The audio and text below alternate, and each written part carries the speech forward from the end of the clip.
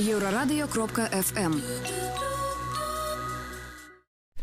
Прывітанне ўсім слухачам Еўрарадыё, прывітанне тым, хто глядзіць нас у жывым эфіры праз сацыяльныя сеткі, Facebook, ВКонтакте, Аднакласнікі, а таксама праз наш канал на YouTube. Гэта стартапніца, сумесны праект Еўрарадыё і сайта bel.biz, пра дзёрзкіх беларускіх прадпрымальнікаў і смелых інвестараў, якія не баяцца ўкладаць у іх грошы. Гэта 16-й выпуск стартапніцы, а значыць, за спінай у нас 15 выпускаў стартапніцы, і мы можам падвесці нейкія прамежкавыя вынікі. Наш сённяшні госць — гэта Валерый Астрынскі, бізнес-анёл, сузаснавальнік сеткі Angels Band. Прывітанне, Валерый. Прывітанне. Ну, в прынцыпе, з кім жа, як не з бізнес-анёлам, падводзіць нейкія вынікі агляду стартапаў, да, Юлія? Да. Юлія Нехай, рэдактарка bel.biz, таксама ў нашай студыі, і дапамагае весці праграму. Валерый, распавядзіце, як настрой, як вы глядзіце на сённяшні беларускі бізнес, на ўвесь гэты стартап-рух? Аптыміст вы ці песіміст? Судя по моей майке, я оптимист, ну, так. Полный. Поэтому и, естественно, на стартап-сообщество я тоже смотрю с оптимизмом. Понятно, как и в любом бизнесе, индустрии куча всяких проблем и неопределенностей, но они здесь такие очень позитивные, все эти там неопределенности. Позитивные невызначенности. Это значит, это магчимости некие, да? Ну да, проблемы же не всегда являются возможностями. А як вот вы лічыце, беларускія бізнесоўцы, яны, калі нешта прадпрымаюць, да, прадпрымальнікі, яны рызыкуюць больш ці менш, чым, напрыклад, іх расійскія калегі, чым, напрыклад, іх заходнія калегі, да? Мы ведаем гэты вядомы анекдот гістарычны пра тое, што у беларускім гаражы ніколі не змог бы паўстаць Apple, да, корпорация Apple, потому что куча абмежаванняў і рызыкаў. Вось як мы вы... уже видели стартап з гаража. Стартап з гаража мінулым разам у нас быў, да, але ну, ён все ж таки яшчэ пакуль пачынаецца. Я хотел бы так сказать. Ну, возможности, конечно, всегда есть, хотя, ну, все мы отдаем отчет в том, что, конечно, работать в Беларуси немножко более рискованно. Ну, наверное, на процент странового риска примерно.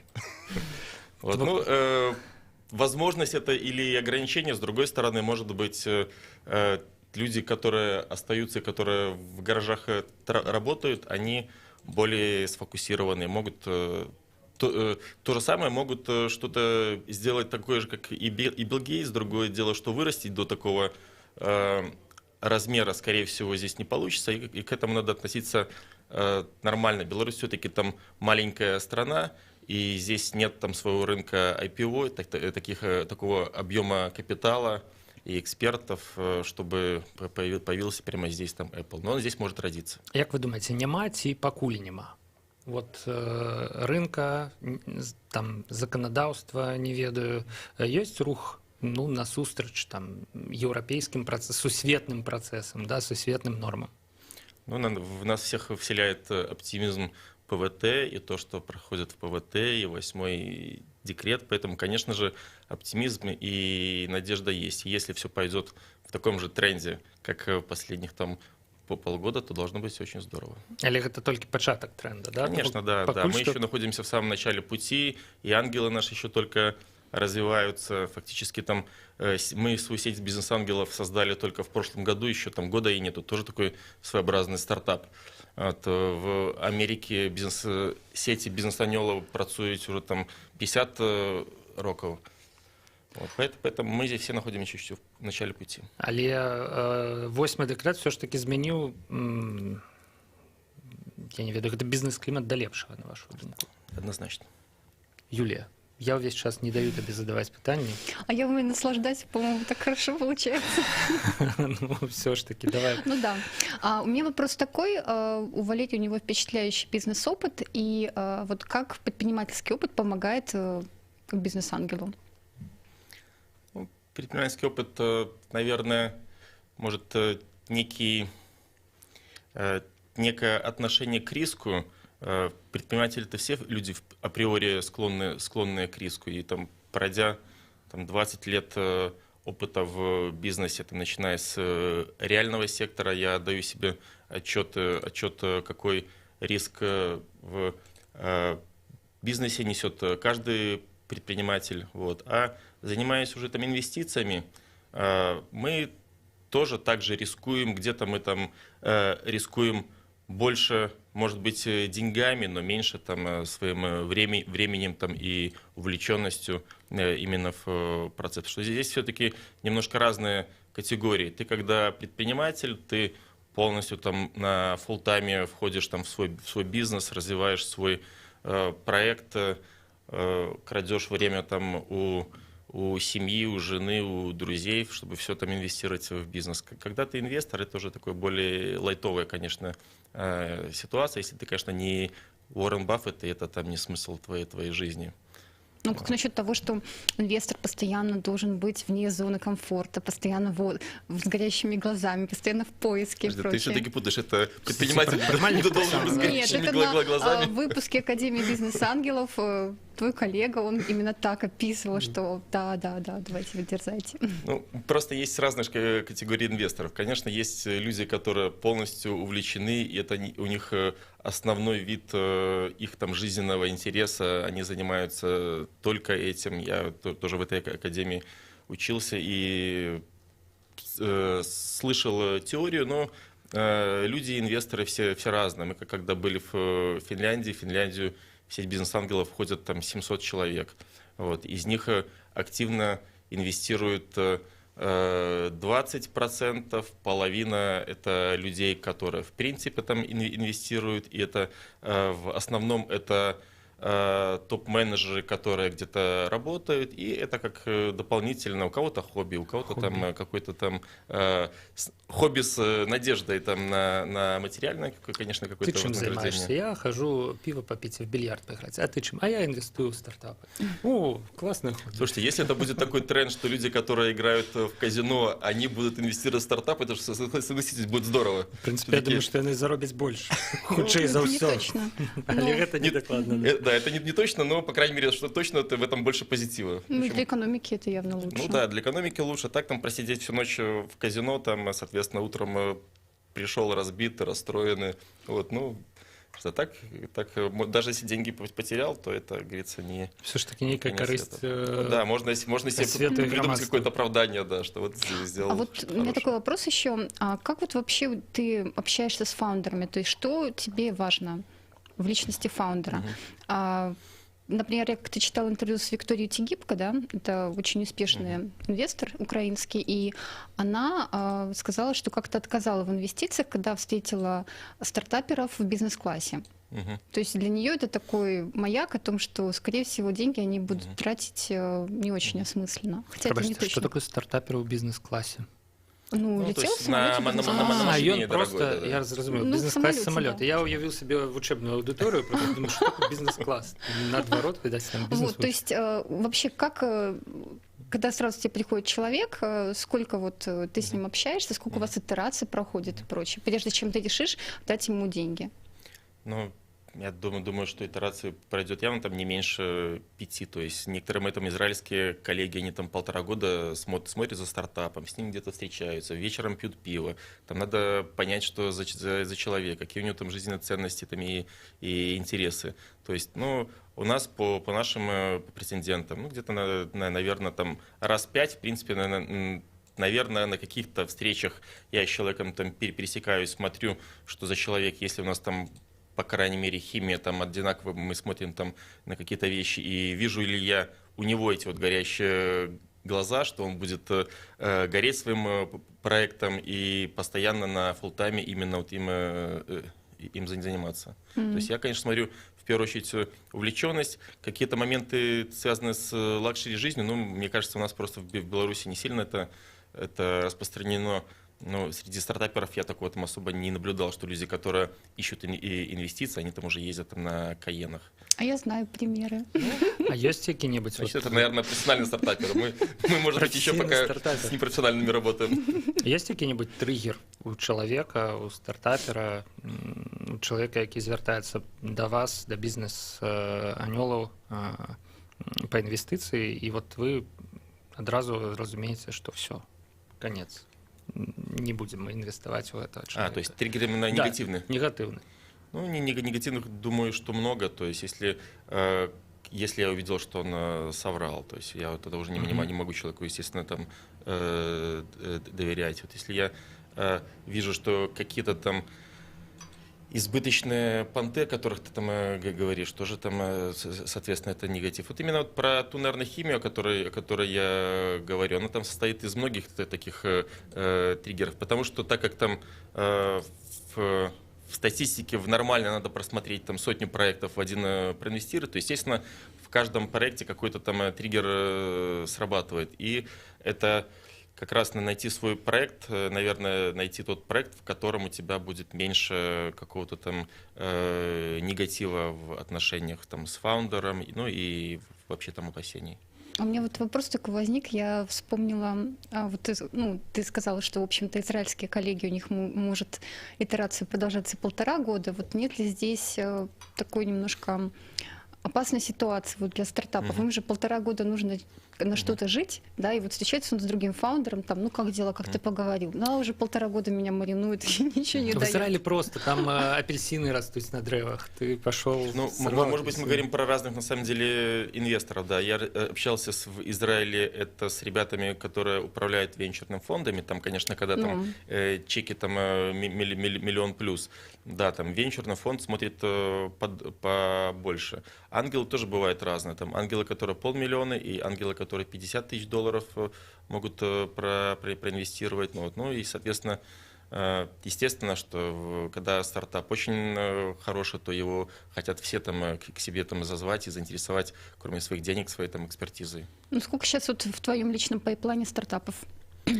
Ну, я пока проинвестировал в 2 стартапа там, за прошлый год. Я там не позиционирую себя как профессиональный инвестор, скорее я как человек, который развивает такую-то экосистему. Мне просто нравится, я считаю, что это важно там, для нашей страны, в принципе, для сообщества, наличие устойчивой системы вот, ангельской инвестора. Ведь согласитесь, то, что мы вывели людей из, так сказать, определенной тени, и они не побоялись назваться инвесторами. То есть это тоже говорится, первый шаг. И тоже это надо каким-то образом немножко там преодолеть и поменять там свое там отношение и ментальность. Потому что, как бы у нас принцип открытости, что, в принципе, стартапы, большинство хотят анонсировать свои инвестиции, потому что им в основном надо публичность там, дальше, чтобы инвесторов привлекать. Но тем не менее, сколько вот стартапов в твоем пайплане, да, и какая-то тематика? Два я проинвестировал, и где-то там на 5 стартапов я смотрю, где-то общаюсь, смотрю где-то активнее, где-то больше смотрю вместе с коллегами. Вот, мне комфортнее участвовать в проекте, когда я не являюсь там лид-инвестором, а когда там лид-инвестор человек более опытный там, или в технологии, или именно в инвестировании в стартапы. Ну, как бы это моя Но решение позиция. инвестировать, это зависит от самого проекта или от того, с кем ты будешь инвестировать? Сябры, я вымушаны вас перерваць, таму што нам час перапыніцца на кароткі выпуск навінаў і музычную паузу на Еўрарадыё. Пакуль што у нас атрымліваецца класная размова пра, як это кажуць, асаблівасці нацыянальнага інвеставання, да, у стартапы. Госць студыі Еўрарадыё Валерый Астрынскі, сузаснавальнік адзінай беларускай сеткі бізнес-анёлаў Angels Band. Сустрэнемся праз 4 хвіліны і працягнем гэтую размову. Не пераключайцеся.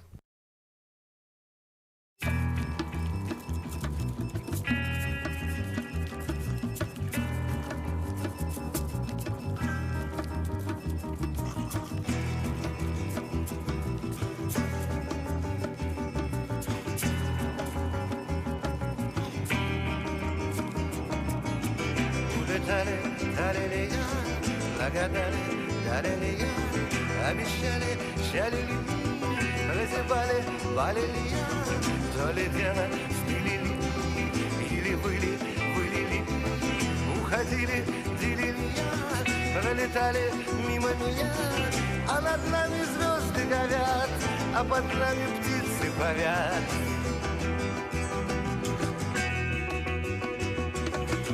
А над нами звезды горят, а под нами птицы парят.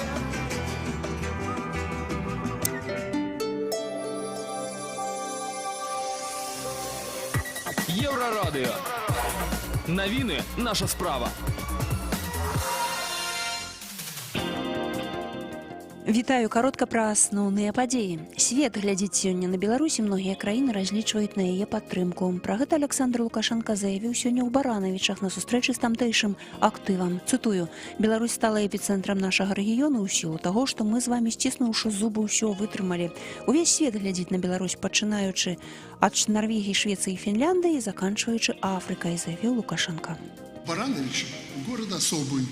Он находится на перекрестке всех дорог и путей, особенно главной нашей магистрали, которая идет с Китая на запад Европы. Сегодня уже так надо говорить. И это направление по железной дороге, воздушным транспортом и наземным автомобильным только будет усиливаться. И перед нами стоит задача развить экономику этих регионов. Заявил Лукашенко ў Барановичах. Па дарозе ў мемарыяльны комплекс Хатынь затрыманыя 4 актывісты руху салідарнасці разам. Піша пра гэта Павел Северынец у сваім фейсбуку. Затрымалі Надзею Батуру, айца Вікенція, сяржука Мацкойця і кіроўцу. Яны ехалі ў Хатынь, каб ускласці кветкі. У Хатыні сёння дзень памяці, прымеркаваны да чарговай гадавіны з дня спалення вёскі. Нагадаю, што ў Беларусі ўсяго спалена. Дзе з людзямі, дзе? Так, 9000 вёсак. У Пухавіцкім раённым судзе распачаўся працэс над паэтам Славамірам Адамовічам, які стаў шырока вядомым у сярэдзіне 90-х вершам «Убей прэзідэнта». Цяпер Славаміра Адамовіча вінавацяць у крадзяжы з пранікненнем у хату. Сваю віну Адамовіч цалкам прызнаў і папрасіў у пацярпелага Ляшчынскага прабачэння за зробленае.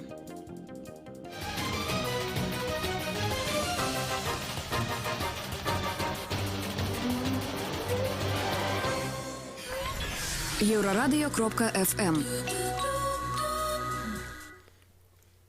Вяртаемся ў студыю Еўрарадыё. Гэта стартапніца, сумесны праект нашай станцыі і сайта bel.biz пра дзёрзкіх беларускіх прадпрымальнікаў і смелых інвестараў, якія ўкладаюць у іх грошы. Наш сённяшні госць Валерый Астрынскі, сузаснавальнік адзінай беларускай сеткі бізнес-анёлаў Angels Band. Прывітанне, Валерый, яшчэ раз. Юлія Няхай, рэдактарка bel.biz, таксама ў нашай студыі.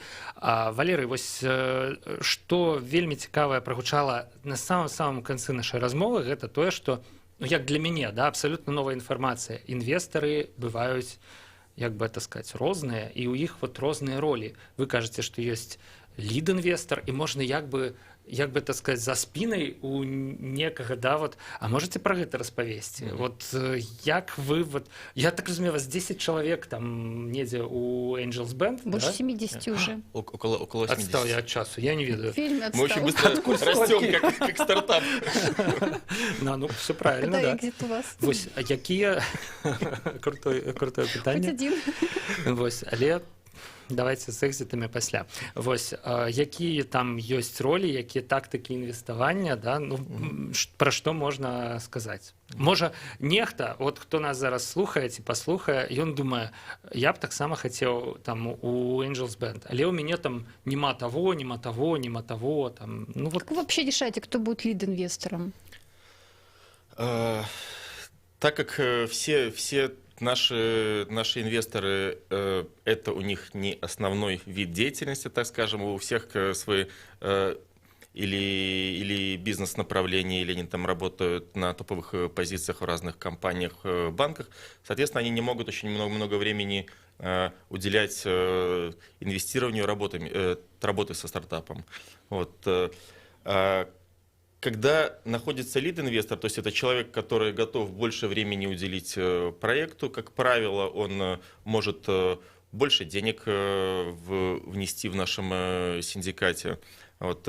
Его обычно все поддерживают, потому что, может быть, у нас еще пока такая сформировалась практика, у нас нет конкуренции за лид-инвесторство и нету, в принципе, особых каких-то преференций там, этому человеку. Так как мы понимаем, что мы еще сами все там учимся, нет у нас еще огромной экспертизы, то фактически человек, принимая на себя лидерство в раунде, он тоже проходит определенное обучение. Потому что как работают те же финны, там есть уже определенная когорта опытных инвесторов, которые там, соответственно, и экзиты были, и работают там уже десятилетия. Вот. И остальные инвесторы соглашаются отдать ему какой-то дополнительный процент за то, чтобы он вел сделку, он там больше времени уделял проекту.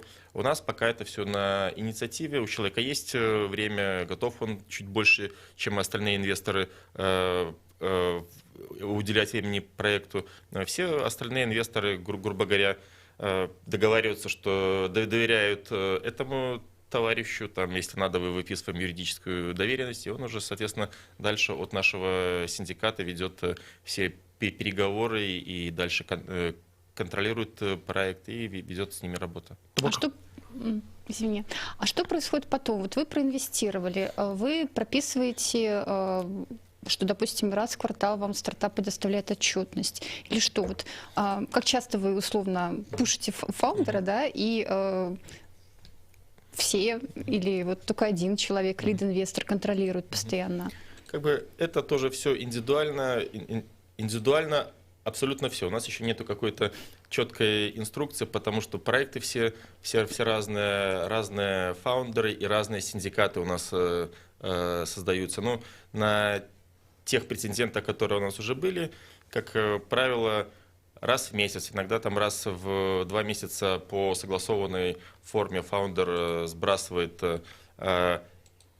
информацию, что он хотел бы сделать, к примеру, в ближайший период, и такой же там отчет, что сделано за прошлый период. И потом, соответственно, по каждому периоду мы просто сверяемся, что получается, что не получается, если не получается, почему. То есть, ну, это так как мы не берем большую долю в проекте, в принципе, синдикат не берет больше 10% в стартапе, поэтому мы не имеем никакого там ни блокирующего пакета и не можем концептуально какое-то решение фаундеров заблокировать. Только консультационное решение — это уже там дело фаундера, прислушаться к нам там или нет. Ну, как правило, все ребята адекватные, они понимают, что их энергия все-таки нуждается в каком-то там нашем опыте, по крайней мере, там посоветовать.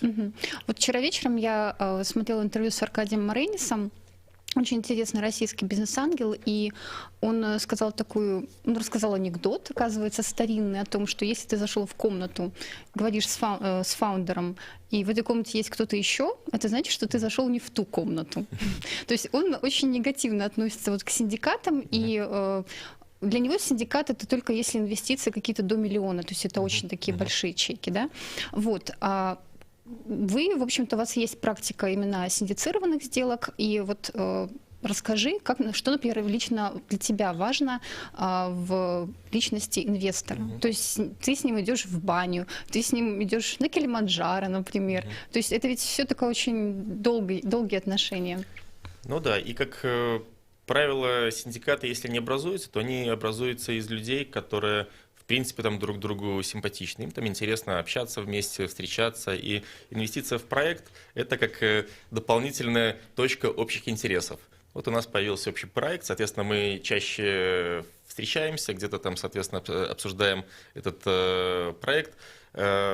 Я не думаю, что гармонично может выглядеть синдикат, где кто-то там из инвесторов там негативно друг к другу относится. Поэтому как бы здесь нету, в принципе, не может быть какой-то конкуренции, потому что все равно все находятся в одной лодке, или проект прогорит, или взлетит, все равно там у всех инвесторов одинаковые условия. Але складана ўявіць сабе, каб 70 чалавек бізнесоўцаў, якія вот на адным рынку існуюць на беларускім, может, это очень сильно сближает, наоборот. Ну я не ведаю, але каб яны все былі ў добрых адносінах, каб раней да стварэння гэтай сеткі бізнес-анёлаў ніхто нікаму нідзе не перайшоў ніяк дарогу з гэтых 70 чалавек. Як вырашаюцца такія вот міжсабовыя пытанні? Конечно, там бизнес-рынок Беларуси, он не такой большой, чтобы люди там друг друга не знали. Обычно там через второе рукопожатие все равно там любого там бизнесмена знаешь. И, естественно, и в нашей организации есть там такие прецеденты, что люди в прошлом имели какой-то друг с другом негативный опыт. Ну, в этой ситуации они просто не входят там друг с другом в синдикаты, в общее. Это синдикат же не значит, что все 70 человек в него входят. В него входят там 5 человек. Эти 5 человек, им там интересно встречаться, ходить в баню, как ты говоришь, ну, и иметь какие-то свои личные Есть некий паритет, да, там минулое, там недзе засталося, а тут можно, в принципе, поособку и с теми, кто тебе подобается. Ну, я считаю, что все равно там мы не прописывали какой-то жесткой инструкции, вот, все-таки должно как-то гармонично выкристаллизоваться, и наши какой-то опыт будет, мы будем как-то его потом оформлять и может быть, и формализовать. Но на сегодняшний день, в принципе, отношения очень дружеские, потому что в этом виде инвестирования нету какой-то конкуренции. Когда тебе приходит проект, даже по мировой статистике только там 7% там, самых топовых инвесторов смогли определить, что этот проект был единорог, и у него был классный потенциал. Поэтому, когда тебе приходит, это абсолютно непонятно, там, надо в него инвестировать, там, классно он, не классный. И здесь, скорее всего, не работает фактор не конкуренции, а фактор каких-то людей, которые, да, говорят, я в него проинвестирую. И уже больше там, за этим человеком собираются те, ну, кто там доверяет там, этому там, инвестору, и, в принципе, ему там комфортно быть с ним в синдикате. Вам не здаецца, што ўсё, што зараз адбываецца, ну, можа, не ўсё, але шмат чаго з Angels Band у межах гэтай сеткі, гэта ўсё ж таки нейкая, ну, трэніроўка пакуль, я не ведаю. Так не скажу, што гульня, да, але вось вы ўвесь час паўтараеце, што няма нейкіх жорсткіх рэгуляцый, да, што вы можаце юрыдычна замацаваць адносіны паміж інвестарамі нейкай распіскай, а можаце і не замацаваць, напрыклад, да? Вось, ну, все ж таки, та разминка нейкая перед нечым сур'ёзным, ці это ўжо вот сапраўдны бізнес? Знаю, может, вообще это какая-то новая стадия такого позитивного бизнеса, когда... Да, я не скрываю, что мы пока там не являемся такой супер опытной сетью. И на самом деле это для нас, для многих практикум такой, что часть инвесторов к нам приходит из реального сектора, в принципе, так как и я пришел. Люди ничего не понимают в IT, но им интересно. Они видят, что этот рынок растет, в отличие от их стандартных рынков, где они работают и где они там извлекают свои дивиденды. Они хотят в этом разобраться. Вот инвестирование в стартап – это довольно такой нормальный вариант, чтобы понять, твое это, не твое, да, там проектов куча в разных сферах. С одной стороны, у тебя есть возможность вообще там выйти на такую некую орбиту и посмотреть, что же там происходит, какие проекты рождаются, что там тебе ближе. То есть я не исключаю, что какая-то часть там инвесторов, которые у нас здесь потусуются, так сказать, в наших ангелах, они потом решают, что нет, это там не мое. И у нас уже были ребята, которые уже выходили из сети, они говорят, не, мы будем заниматься своим бизнесом. Вот все-таки я себя чувствую больше там предпринимателя, там, а не инвестора. Вот. Но большинству людей, которые приходят, им все-таки интересно, потому что это очень полезно для расширения твоего кругозора. Вот. Ну и, конечно, для получения нового опыта, потому что, конечно, образовательная составляющая у нас серьезно. Мы ездим по разным экосистемам, смотрим, как работает в разных странах ангельское инвестирование, там, литературы, наши там встречи ежемесячно. То есть они носят довольно серьезно. Магуру. Что? Обучаетесь в стартап-хабе Магуру? Ну, мы там и Магуру, и с финнами работаем. Если появятся новые акселераторы, будем в новых обучаться. Я считаю, что чем больше образовательных программ здесь в Беларуси, тем лучше. Ну, да, безусловно. А ёсць прыклады таго, каб прыцягваць інвестыцыі ад беларусаў, якія з'ехалі за мяжу працаваць, жывуць за мяжой, да? Ну вось рэалізуюць сябе там экспату. На мою думку, важнейшая праблема, якую мусіць вырашыць Беларусь зараз, это вяртанне ў тым ці іншым статусе якасці экспатаў, да? Ці ёсць сярод бізнес-анёлаў зараз такі? Я боюсь сказать точно, но, по-моему, 4 или 5 человек, которые сейчас вступили в сеть, они не живут в Беларуси, они там или имеют вид на жительство, или, в принципе, гражданство другое. То есть это ребята есть из Китая, из Америки. Классно. Вот. И пока что там инвестиций конкретно от этих людей нету, но они смотрят, соответственно, там общаются в нашем нетворкинге.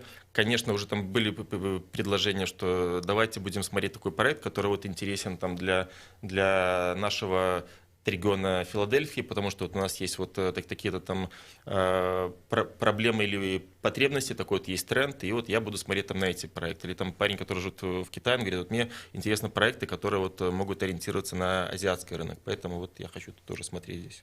Якія тэматычныя групы стартапаў, тое, што распрацоўваюць беларускія IT-прадпрымальнікі, вам падабаюцца, і што вы лічыце перспектыўнымі сферамі зараз вось у гэтым IT-бізнесе? Ну, лично мне больше всего нравятся проекты в сфере здоровья и образования. То есть и также считаю, что это направление очень перспективное, там онлайн-образование, все, что связано с человеческим здоровьем, с продолжением жизни, то есть это такие тренды. Там, до нас еще не дошли проекты, связанные с бессмертием, хотя в Америке они там набирают обороты, и тоже рынок очень сильно растет. Мы на Еўрарадыё запустили программу, якая называется «Першыя 100 гадоў». Ну, таксама прысвечаная здароўю. Юлія, ты пагодзішся з гэтым? Мне здаецца, што тыя прадстаўнікі медычных стартапаў, якія прыходзілі да нас, яны якраз такі выглядалі вельмі крэпенькімі такімі, да? А вот с эдукацией у нас никого не было. Да, с образованием у нас не было, к сожалению. Ну, медицинские стартапы все были хорошие, и еще другие хорошие медицинские стартапы придут в гости, конечно. Вот, а с образованием, к сожалению, не было, хотя, когда мы проводили исследование Магуровское, там, по-моему, 10% всех вот стартапов, которые приняли участие в опросе, это были образовательные проекты, кстати. То есть такие проекты у нас есть вообще. Ну, на Social Weekend много появляется образовательных проектов. Сябры, ведаеце, што я вам скажу? 4 хвіліны застаецца у нас да выпуска навінаў, калі мы стартапніцу мусім скончыць. Юлія, калі засталося вот на гэтым аркушы важнае, вельмі адно пытанне, якое трэба задаць, якраз зараз час. Я нават вот не буду вмешиваться и задавать свои. Ну, в принципе, все важные вопросы, которые я хотела спросить, я уже спросила, наверное. Ой, Юля, давай тогда анонсируем, что нас приняли в европейскую сеть бизнес-ангелов. Ого, что это значит? Это такая глобальная европейская движуха, в которую входят разные сети из разных стран, то есть там просто такой безумный нетворк инвесторов, проектов, не знаю, там в их базе может быть там 1 миллион проектов, которые там рассматривать. И как бы в европейских странах, в Америке это такой тренд, они пытаются сделать инвестирование в стартапы, в принципе, как национальным таким хорошим хобби для людей, у которых возникает некий там излишек финансов, вместо того, чтобы нести все на депозит. Вот у них есть разные модели, можно там инвестировать по $500, по 1000 там в какие-то небольшие фонды, которые потом, соответственно, через разные онлайн-платформы инвестируют в проекты. И это, соответственно, дает очень огромный всплеск там и в инвестициях для стартапов, ну, соответственно, и рост проектов там происходит качественно. Поэтому мы вошли в глобальную сеть, что это нам дает. Значит, мы в первую очередь, конечно, обучение, там будем ездить по конференциям, участвовать в их вебинарах, образовательных программах. Ну и европейцы там признали, что да, что вот в Беларуси тоже появилась сеть. А в Беларусь могут прийти иностранные инвесторы благодаря вот ЕБАН? Могут ли иностранные инвесторы инвестировать в проекты белорусские? Да, конечно. Сябры, на этой станоўчай вельмі навіне, неспадзявана для мяне абсалютна, але мы скончым сённяшнюю стартапніцу. Нашым госцем быў Валерый Астрыцкі, беларускі бізнесовец і сузаснавальнік адзінай беларускай сеткі бізнес-ангелаў Angels Band. Мы з ім размаўлялі пра інвеставанне, неяк не дабраліся да ацэнкі тых 15 стартапаў і праектаў, якія былі ў нашай студыі, але ладно, у прынцыпе, час все расставіць, час і экзіты, да, все расставіць на свае месцы. Дзякуй вам, Валерый, да пабачэння. Юлія Няхай, рэдактарка bel.biz, таксама была ў нашай студыі, дапамагала весці праграму. Да пабачэння. Юлія, Павел Свердлоў працаваў пры мікрафоне, пачуемся на Еўрарадыё літаральна праз 20 хвілінаў.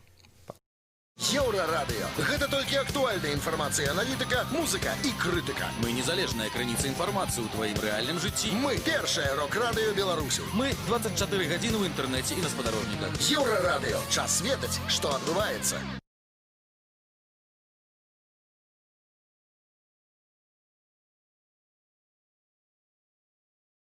20 хвілінаў.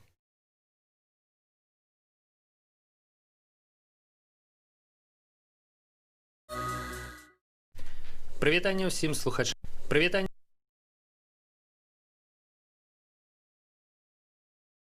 У друзей. Прывітанне ўсім слухачам Инвестировать это зависит. Олег адзінай беларускай сеткі бізнес-хвіліны і працягнем гэтую размову, не пераключайцеся.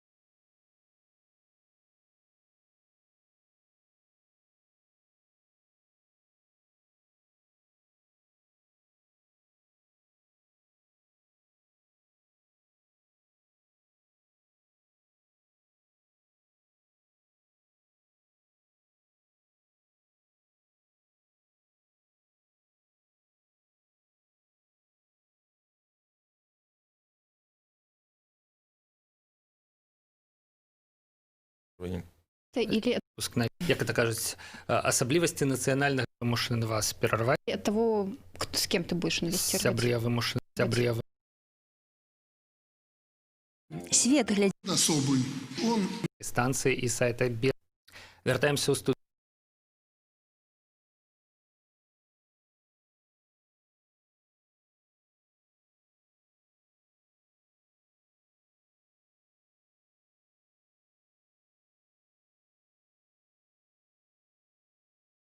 Вяртаемся ў студыю.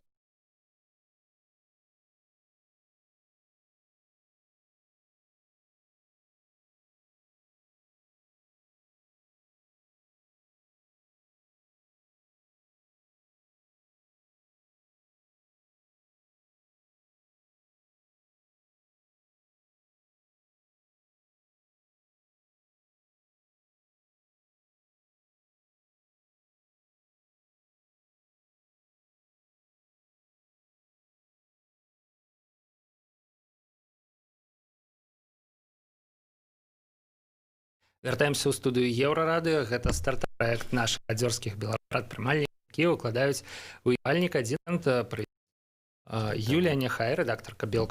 Валерый, вось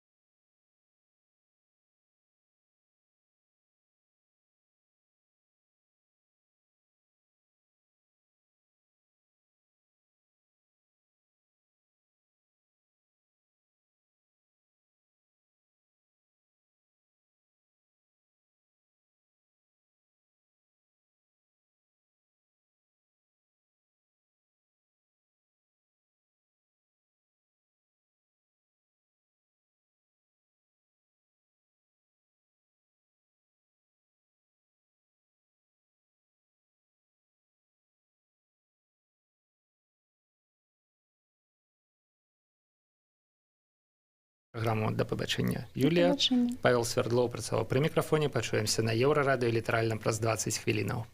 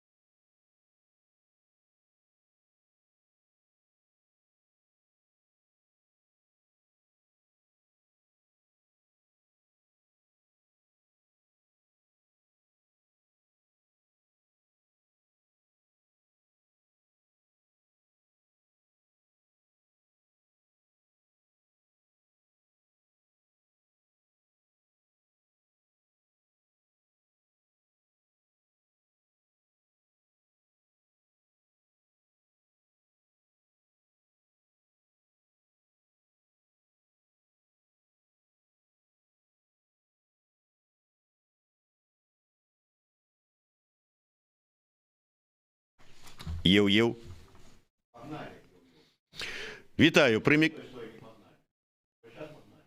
Вітаю пры мікрафоне Зміцер Лукашук. Распачынаем праграму Форум Беларусь. Форум 1. Перарвемся на кароткую музычную паузу, пасля якой працягнем абмяркоўваць з мастаком Алесем Пушкіным абвяшчэнне незалежнай Беларускай Народнай Рэспублікі 25 сакавіка 1918 года. І ад прыватнай гісторыі мастака звернемся да творцаў мінулага стагоддзя, які след у творчасці айчынных мастакоў і пісьменнікаў пакінулі гады існавання БНР. Даведаемся неўзабаве. Вяртаемся ў студыю. Зміцер Лукашук пры мікрафоне. Працягваем абмяркоўваць Дзень волі разам з мастаком Алесем Пушкіным. Форум 2. А пакуль перарвемся на музычную паузу, пасля якой звернемся да тэмы сучасных культурных мерапрыемстваў з нагоды святкавання Дня волі і рэакцыі чыноўнікаў на іх. Вяртаемся ў студыю Еўрарадыё і працягваем размову з мастаком Алесем Пушкіным. Форум 3. А наперадзе апошняя частка праграмы «Форум Беларусь». Пры мікрафоне Зміцер Лукашук. Апошняя частка праграмы «Форум Беларусь». Разам з сённяшнім госцем Алесем Пушкіным падагульнім, як Дзень волі адзначалі мастакі некалькі гадоў таму і ці цікавіць гэтая тэма маладых творцаў. Форум 4. Гэта была праграма «Форум Беларусь». Пры мікрафоне для вас працаваў Зміцер Лукашук. Пачуемся на хвалях Еўрарадыё.